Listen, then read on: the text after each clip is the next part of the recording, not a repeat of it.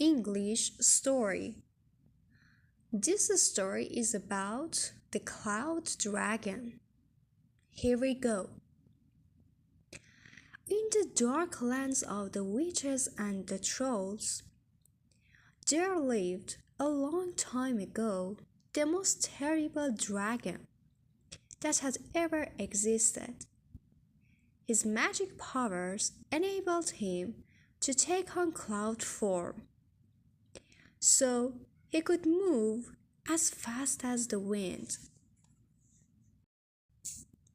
He could make himself as light as a feather and take any form, from a simple lamb to a fierce ogre. And being a cloud dragon, he was the only creature capable of firing not only flames from his mouth, but also brilliant lightning bolts. The cloud dragon would attack towns and villages just for pleasure, for the simple fact of hearing people's cries at his terrible appearances. But he only really found true fun when the humans would send one of their knights and heroes to try to kill him. On those occasions, he would entertain himself by making interminable rains fall on their armor, or sending little lightning bolts that would scorch the knights and make all their hair stand up.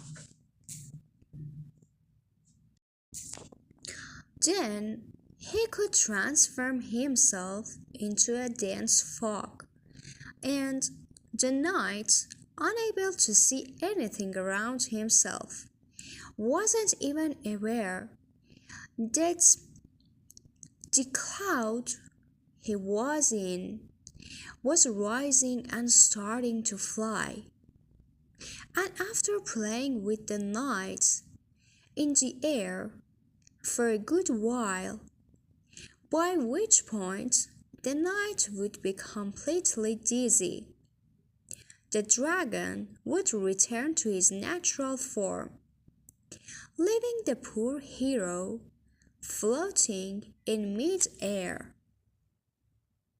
Then he wouldn't be able to stop laughing, his flames of laughter licking at the knight as he fell at a great velocity into the mountain snows, where hurt, frozen, and singed. The abandoned knight would have to search for the long route home. Only young Yella, the king's youngest son, who had long been famous for his constant naughtiness, felt some kind of sympathy for the dragon.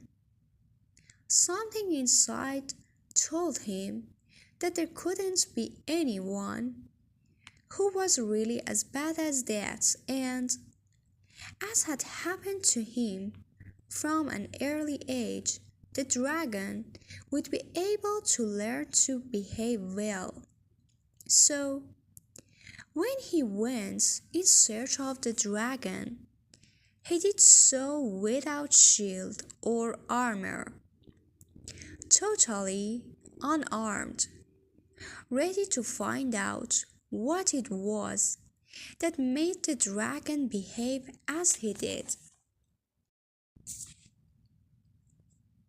As soon as the dragon saw the young prince coming, he began his repertoire of tricks and teasing. Yellow found his tricks were really unique, even amusing, and he dared to enjoy those moments spent with the dragon. When Yella was finally dropped into the snow, he got up, sick and hurt, but smiling, and he shouted, "Come on again, yeah!" The cloud dragon was surprised, but it seemed like he had been waiting for that for centuries, since he didn't hesitate to repeat his tricks and even add some more for the young prince's enjoyment.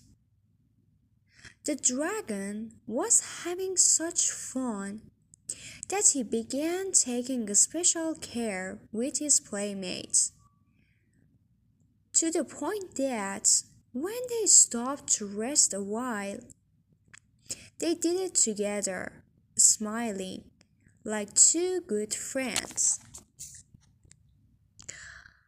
Yella not only carried on letting the dragon play with him, the prince himself started playing practical jokes, putting on shows, and being naughty, and together they created many new tricks.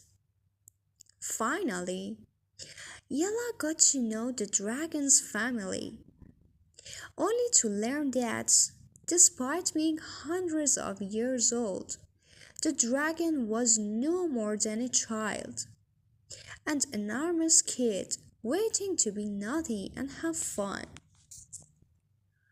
And so the prince was able to return to his kingdom on a great cloud in the shape of a dragon, amid the joy and admiration of all. And with the help of the children, comedians, actors, and buffoons, they managed to bring such joy to the young dragon's life that never again did he feel the need to harm anyone for entertainment. And as payment for all the fun, the dragon provided rain, shade, and fire to the kingdom whenever it was needed.